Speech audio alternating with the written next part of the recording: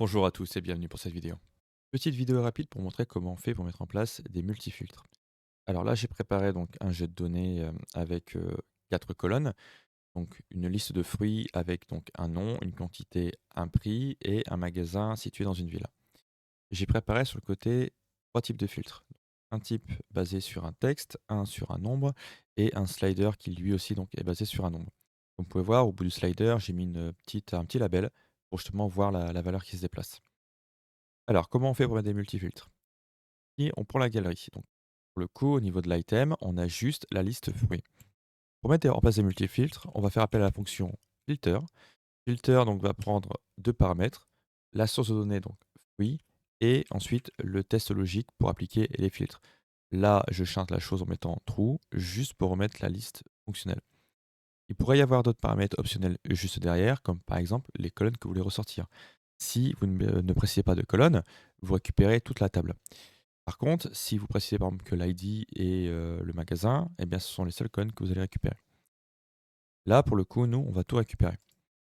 Et donc, une fois qu'on a le filter, si on veut commencer à regarder au niveau des tests, donc on prend le premier, la recherche de texte, et on va la rechercher par exemple sur le magasin.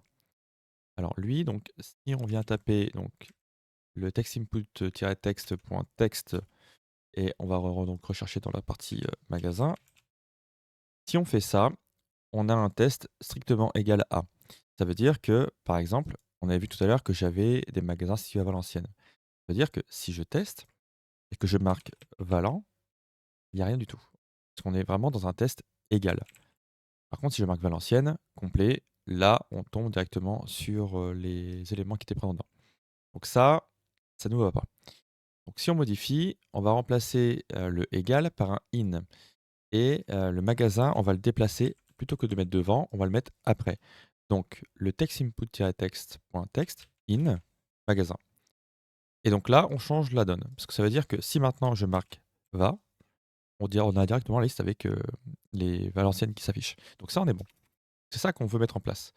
Et donc, pour continuer là-dessus, on doit partir du principe que potentiellement, la barre de recherche va être vide. Donc, pour faire ça, on va remplacer le text input-text qu'on a ici par donc des parenthèses. Les parenthèses, je les décale juste pour la mise en cascade. Je vais donc remettre mon test, donc le text input-text.text in magasin. Et à la place, je vais rajouter donc le ou logique en faisant appel derrière à la fonction isBlank. Et derrière, on va venir remettre le text input-text. Voilà. Donc là, en fait, ce qui se passe, c'est qu'on retombe dans le cas de figure où j'étais tout à l'heure avec le true. Ça veut dire que là, si il n'y a rien dans mon text input, et bien dans ce cas-là, ça va afficher true, tout simplement. Et donc maintenant, ça veut dire que si je veux chaîner les informations, je repars du même principe. Sauf que là, je vais passer sur une double espéruette, donc le et logique, comme ça. Je vais remettre donc derrière les parenthèses. Et ensuite, on va remettre un second test ici. Donc si je prends le nombre, par exemple, je vais venir dedans, je remets mon nombre point value en texte, pardon. C'est moi qui raconte des conneries. C'est vrai que là, on est toujours sur un text input. Donc point texte. Et donc ça, je vais regarder, donc par rapport à un nombre, on pourrait utiliser le in, mais ça n'aurait pas grand intérêt. Puisque là, pour le coup, imaginons votre nombre c'est 17, il va ressortir tous les chiffres qui auraient 17. Par exemple, le 170 ou les plus que ça, dans la tranche 170, on aurait les 17, on aurait les 117, on aurait tout un tas de valeurs comme ça qui ne nous intéressent pas. Et donc là, bah, ça sera à savoir comment vous voulez gérer la chose. Est-ce que ça doit être supérieur, inférieur, égal, ou enfin, c'est à peu près à vous de gérer la chose, hein.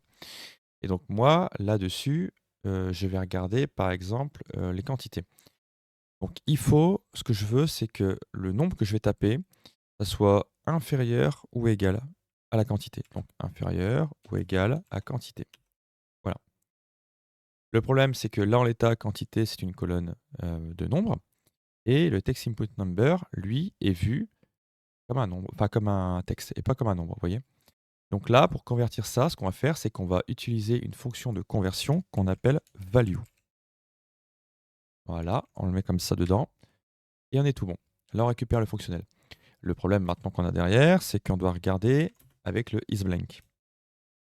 On va rechercher isBlank. On lui remet donc le text input number dedans. Ferme la fonction isBlank et on est tout bon. Ça veut dire que maintenant, par exemple, si je recherche dans Valenciennes, je veux une quantité, donc là, vous voyez que par exemple, j'ai des 9, j'ai des 26.